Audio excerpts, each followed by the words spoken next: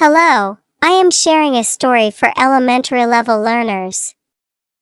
It's simple but meaningful, with vocabulary, Burmese translation, audio, and a mini quiz to help your reading.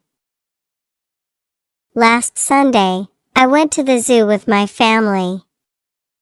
The sun was shining, and the weather was nice.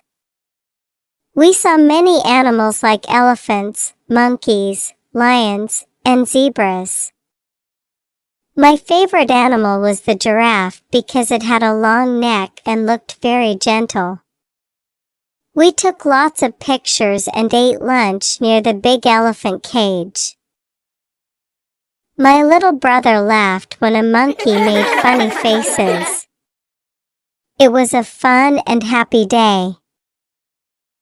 Vocabulary: zoo, gentle, cage, funny faces, shining.